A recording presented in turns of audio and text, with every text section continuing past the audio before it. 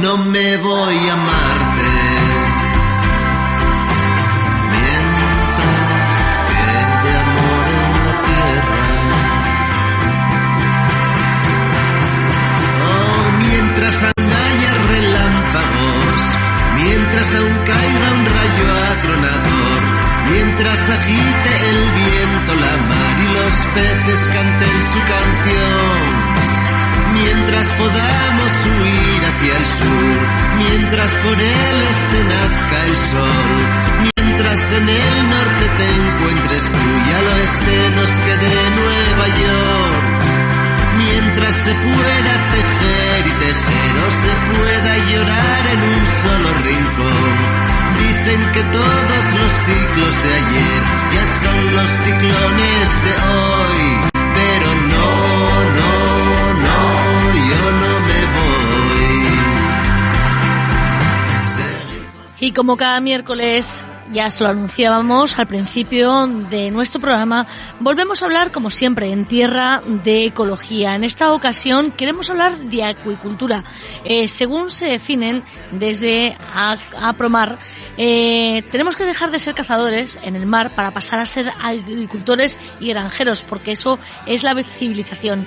Utilizando esta cita de Jacques Cousteau, hablamos hoy en tierra de acuicultura.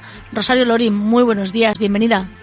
Buenos días. Gracias por acompañarnos, como siempre, y estábamos hablando, nosotras, antes de empezar la sección, cuando estábamos preparando el tema de hoy, la semana pasada estábamos hablando precisamente con Ecologistas en Acción sobre la deforestación de los bosques y la merma para el medio ambiente que supone el elevado consumo de carne. Estamos viendo que nuestros sistemas alimenticios o la forma en que consumimos alimentos tiene un impacto y una repercusión directa al medio ambiente, y por eso hemos elegido este tema para el día de hoy, ¿verdad?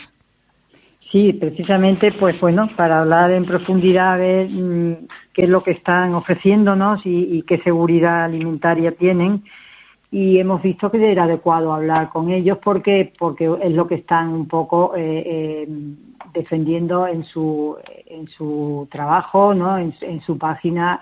Que creo que hay que hacer comparaciones interesantes a la hora de poder elegir cuando vayamos a consumir el pescado de acuicultura. Efectivamente, pues vamos a hablar con Javier Ojeda, gerente de APROMAR. Javier, muy buenos días, bienvenido. Hola, buenos días y encantado de haber sido invitado. Gracias por acompañarnos, y vamos a empezar hablando de qué es acuicultura, porque seguro que muchos han oído ese término, pero no saben a lo mejor exactamente a qué se refiere.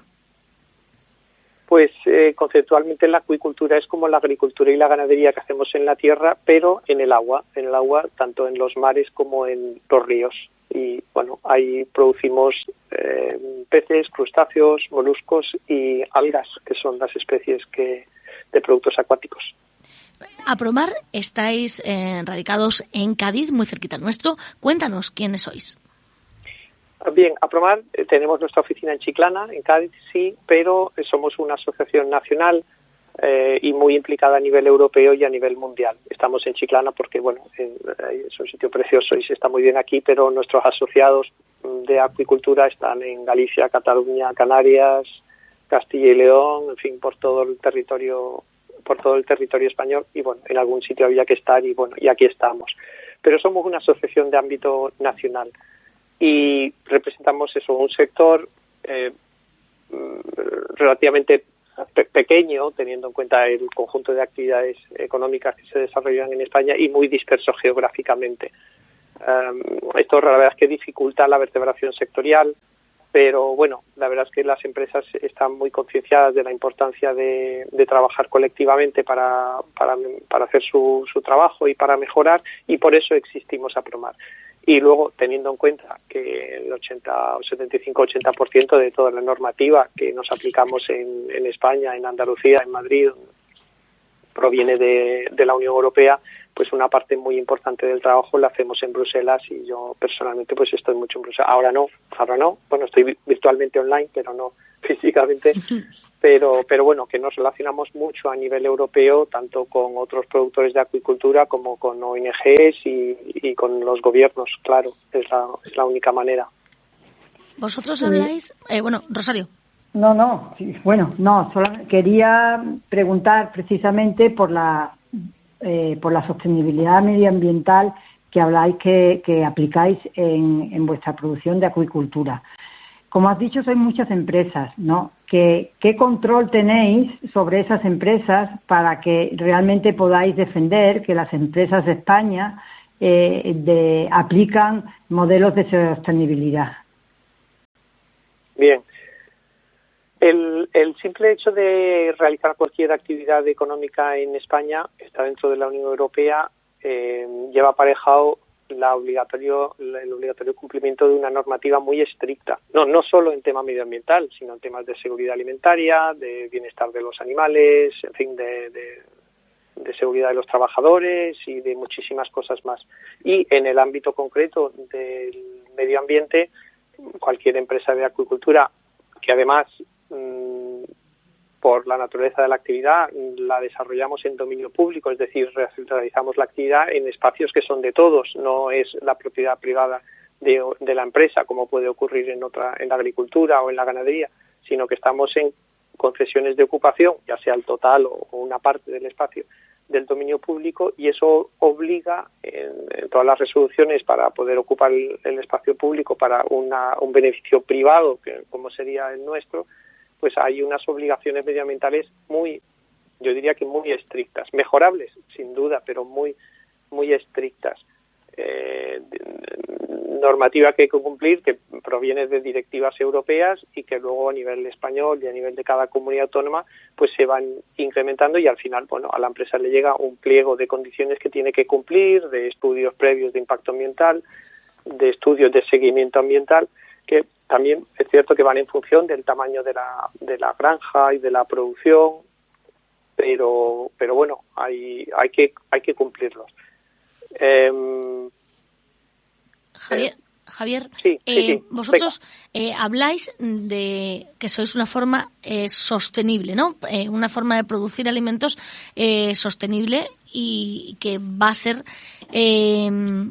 una forma de devolver a la naturaleza lo que nos da, ¿no? Ya que si seguimos a este ritmo, ¿no? Al nivel que va creciendo la población año tras año, pues los recursos naturales se nos acaban. Evidentemente tienen un límite. No podemos alimentarnos ese volumen, esos millones de habitantes del planeta, de lo que hay al mar. ¿Qué proponéis vosotros? ¿Qué hacéis para que vuestra forma de producir sea sostenible? Bien, a ver, el concepto sostenible es aparentemente sencillo pero complejo de llevar a la práctica. Es más sencillo hablar de un comportamiento responsable, si acaso, pero la palabra que se usa y se conoce es sostenible, y entonces, pues nos intentamos adaptar a ella. La mayor parte... claro, cuando me pregunta Rosario sobre el impacto ambiental, en acuicultura hay dos niveles de impacto medioambiental: el que se produce en la propia granja y el que se produce lejos, en sitios en los que se aprovisionan las materias primas. Entonces, yo he respondido sobre todo al segundo, que es en una granja, pues pongamos, por ejemplo, en Altea, en Alicante, pues hay una granja allí, pues cómo nos aseguramos de que el entorno de los hábitos, las especies de esa zona no se ven perjudicados. Bien, eso es lo que está bastante perfilado en las normativas europeas, porque es controlable y se reciben visitas, y aunque siempre es mejorable, que no me cabe duda, lo que es más difícil de gestionar es el impacto en orígenes lejanos de materias primas, principalmente de la alimentación, que es un insumo muy importante en la ganadería. Y esto lo enlazo pues con temas de deforestación y con otros, ¿no? Entonces, los peces, ¿qué comen los peces? Bueno, originalmente los peces de acuicultura, cuando empezó la acuicultura, se alimentaban pues de lo que sabíamos que comían en el medio natural, que eran otros peces del medio, crustáceos, otros animales acuáticos. Eso con el tiempo ha ido evolucionando para reducir la presión sobre los stocks silvestres de los mares. Y entonces hoy en día los peces de acuicultura, aunque los elementos nutricionales, aminoácidos y ácidos grasos son los mismos, pero se obtienen de diferentes materias primas. Muchas provienen de la agricultura. Y ahí es donde entra en que tenemos que mirar que el aprovisionamiento de las materias primas del alimento de nuestros peces, tanto si provienen de origen marino como si provienen de la agricultura terrestre, soja, maíz y demás, provengan de sitios en los que se hayan cultivado de manera responsable o manera sostenible. Y ahí es donde es un poco más difícil de controlarlo para nosotros como asociación que lo que es a pie de cada una de las granjas.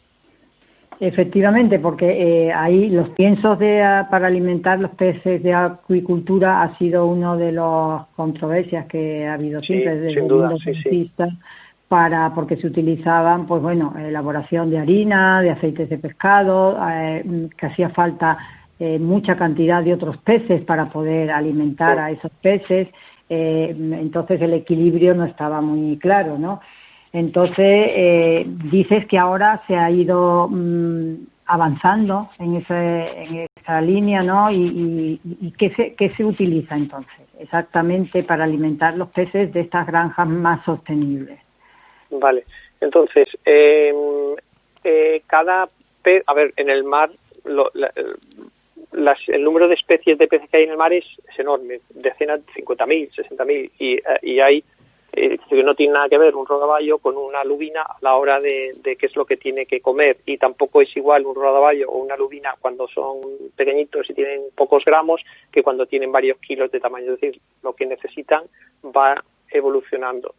Y en eso, de verdad, la investigación científica que se ha hecho en la alimentación de los peces desde hace ya 3 décadas por lo menos ha sido enorme. Realmente, en todos los ámbitos de la ciencia se avanza. Yo en este es el que más conozco. Se ha avanzado mucho a nivel de investigación para que, dejando de utilizar las materias primas originales con las que se alimentan los peces cuando están en vida silvestre, sigan contando en el pienso, que es la forma más segura de darles el alimento, que contenga todo lo que necesitan, porque un pez en acuicultura pues tiene que estar bien alimentado por temas nutricionales, por temas de su salud, por temas de bienestar, y también para que el consumidor, cuando luego le presentemos el pescado, pues tenga los valores nutricionales que esperamos de un pescado en cuanto a omega 3, proteínas y demás. Entonces, para asegurar eso, lo que se hace ahora es buscar de diferentes fuentes de materias primas, cada vez más de la agricultura, esos aminoácidos, esos oligoelementos, y luego se mezclan y se formulan y se entregan y se administran a los peces. Entonces,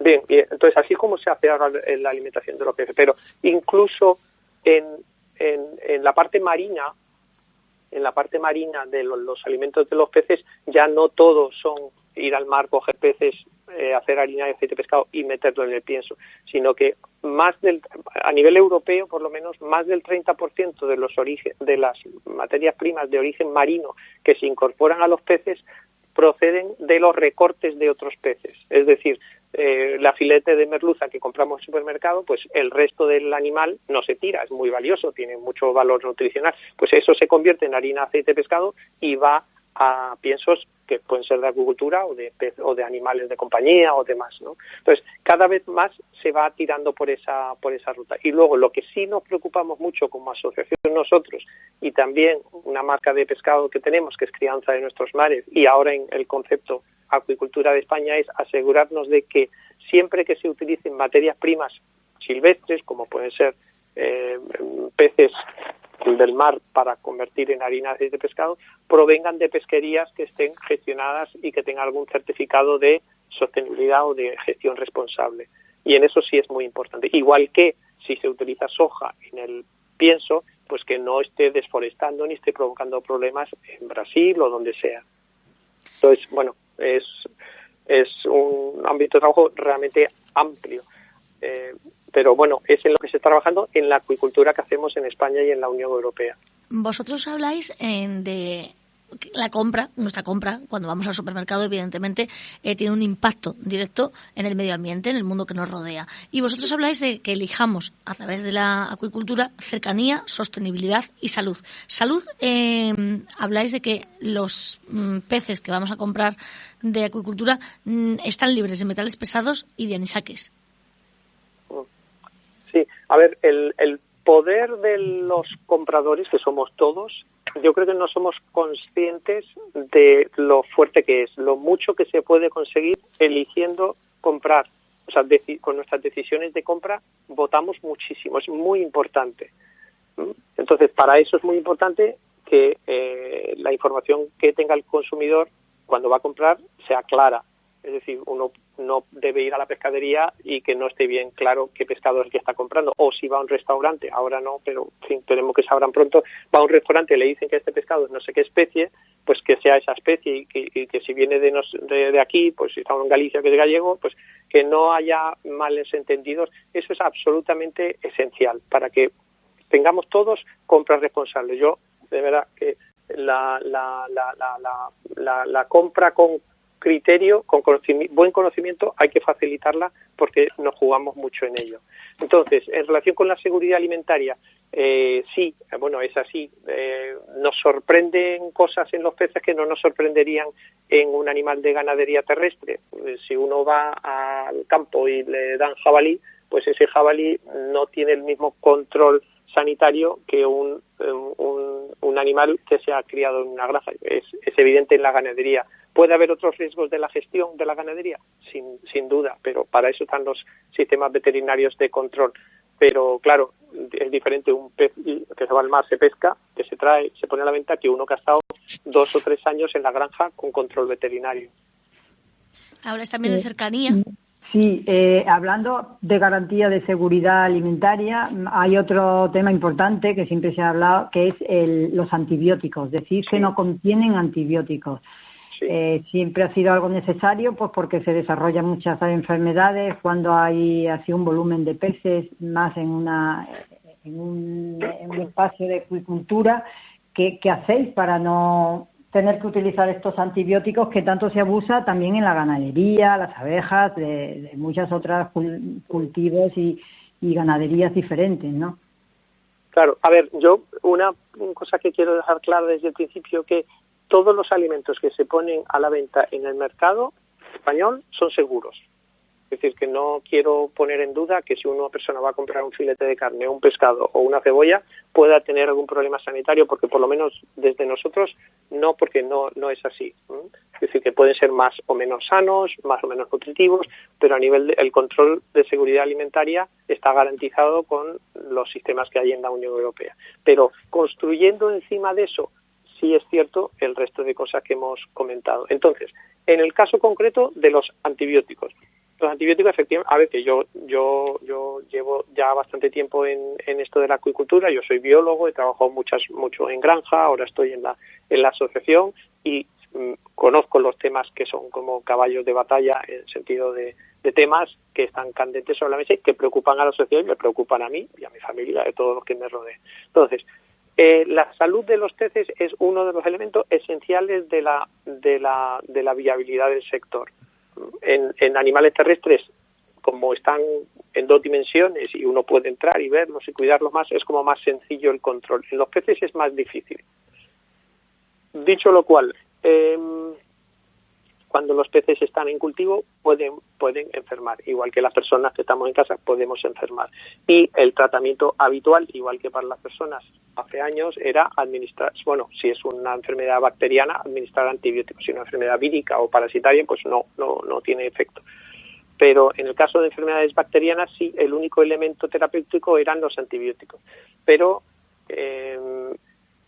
por muchos motivos. Primero, que el antibiótico es una solución cuando ya se aplica cuando empiezan a estar enfermos y los peces tardan mucho en hacerle efecto del antibiótico porque desde que lo ve hasta que se le administra y se empieza a poner bien, pues pasan muchos días en las que pues los peces siguen sufriendo y muriendo. Entonces no es adecuado en ese sentido. Pero siendo perfectamente conscientes de que tenemos que participar en la batalla global contra los antimicrobianos, con la resistencia antimicrobiana, porque ahora estamos con el COVID, pero cualquier día vendrá que no hay antibióticos contra los virus, pero un antibiótico puede surgir una bacteria de estas súper resistentes que ya surgen en algunos hospitales y en algunos sitios, y nuestros antibióticos de los hospitales para personas no van a funcionar.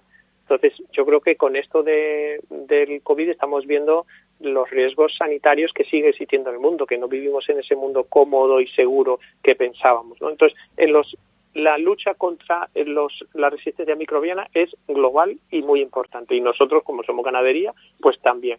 Entonces, el uso de antibióticos ha ido cayendo en acuicultura de una forma enorme en los últimos 10, 15 años. Soluciones, o sea, ¿cómo se consigue eso? Mejores prácticas cuidar mejor a los peces, tener planes de vigilancia, planes higiénicos sanitarios y sobre todo el uso de vacunas. Los peces, aunque sean pequeñitos, vamos disponiendo cada vez de más vacunas. Y lo bueno de las vacunas es que sirven también para los virus y sirven también para los parásitos.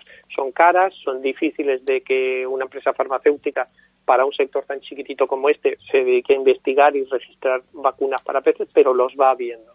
Entonces, la solución es utilizar cada vez más vacunas y menos antibióticos. Pero lo que sí es cierto es que, aunque se utilicen antibióticos, todavía en los muchísimos años que llevamos trabajando, no hemos descubierto ningún pescado de acuicultura en el mercado que tenga antibióticos. Se puede, en un momento dado, en la vida de un pez que está en la granja 1 año y medio o 2 años, si en un momento dado necesita antibióticos, se le puede haber tratado. Pero ese antibiótico a las 4 o 5 semanas desaparece, y cuando se pone en el mercado no queda ni rastro del antibiótico. Entonces, hay programas a nivel estatal y de comunidad autónoma de seguimiento, de tomar muestras y seguimiento de estos temas, y yo, desde luego, no me consta ningún caso en el que vaya uno a comprar un pescado de acuicultura, un pescado al mercado y se le detecten antibióticos, que sería muy fácil de analizar y demostrar. Y no ocurre, porque hay un periodo de carencia, igual que en la fruta y en todo, si se ha tenido que tratarse, no se puede poner en el mercado hasta que ha pasado un cierto tiempo en el que está científicamente establecido que aquello ha desaparecido.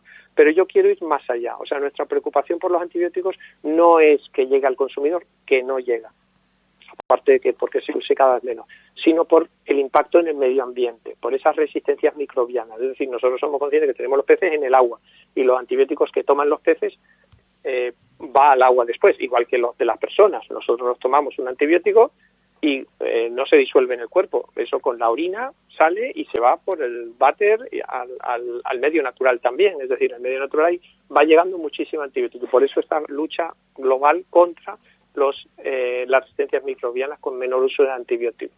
Entonces, nos preocupa el impacto medioambiental que puedan tener los antibióticos cuando se lo damos a los peces, no tanto que vaya a ir al mercado, que no. Entonces, por eso también se utilizan cada vez menos antibióticos. Rosario, no sé si quieres añadir algo más. No, creo que lo haces. La verdad que es un mundo muy desconocido para nosotros, ¿no? Para el ciudadano de a pie, y todas estas aclaraciones, sirven, ¿no? Para que a la hora de decidir de consumir. Por eso mismo, la trazabilidad que vosotros decís que tenéis, cómo es la trazabilidad de las empresas asociadas a Promar, que cumplen esta serie de requisitos, medioambientales que estamos aquí hablando, ¿no? ¿O cómo es? O sea, a la hora de comprar un pescado de acuicultura, ¿cómo es? ¿Qué es lo que viene en la etiqueta de la trazabilidad de ese pescado de acuicultura? Sí, efectivamente. Claro, entonces, cuando es diferente en Horeca que en el supermercado o la pescadería. Cuando voy en la pescadería tiene que haber como mínimo una plaquita que pone el nombre científico de la especie, el nombre común de la especie, tiene que poner si es de acuicultura o si es de pesca, tiene que decir si ha estado descongelado o no, y el precio. Y el país de origen en el caso de la acuicultura, o la zona FAO de pesca en el caso de la pesca. Eso es la información mínima que tiene el consumidor cuando va a la pescadería. Normalmente, si uno se fija, en las pescaderías muchas veces ponen unas etiquetas de papel que son más completas y que provienen de las cajas en las que llegó el pescado. Estamos hablando de pescado sin envasar, del que está en el hielo, que es el que más se compra en España. Pues ahí hay mucha información. Entonces, la trazabilidad es toda la información que hay detrás de eso. Es decir, se le muestra al consumidor una pequeña parte, que es esa. Si pide más, se le tiene que mostrar la etiqueta de la caja, que es la de papel que a veces se añade, y luego el pescadero pues tiene que guardar la factura, y con esa factura le ha llegado pues muchísima información, incluido la fecha de caducidad del pescado y todo esto.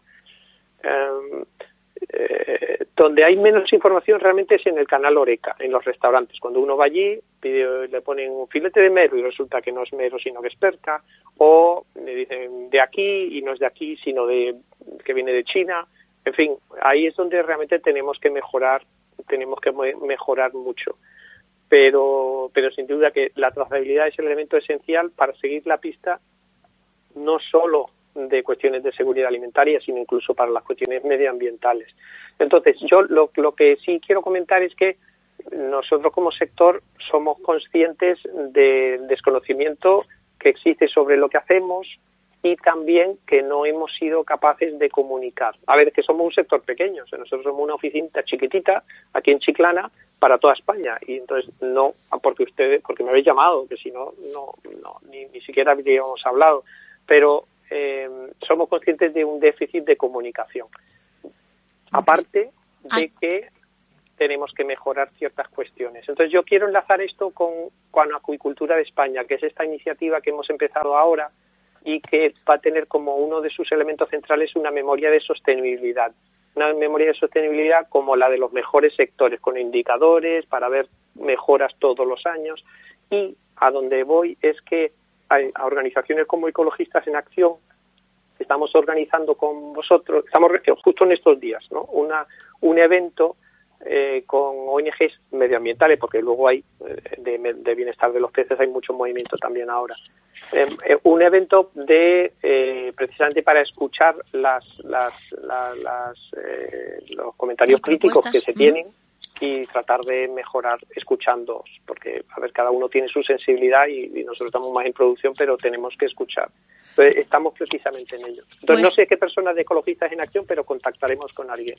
Pues aquí lo tenemos que dejar, no tenemos más tiempo. Muchísimas gracias, Javier Ojeda, gerente de Apromar, por haber planteado esta Revolución Azul, una campaña que habéis iniciado también en redes. Para quien quiera saber más, os invitamos, ¿no?, a que a través de ese hashtag podáis conocer un poquito más sobre la acuicultura que se hace en nuestro país. Muchísimas gracias, Javier, como digo. Hasta la próxima. Pues muchas gracias. Y Rosario, a ti, como siempre, gracias y hasta la semana que viene. Vale, gracias, Javier. Adiós. Hasta Adiós. otra. Un saludo a los dos. Buen día.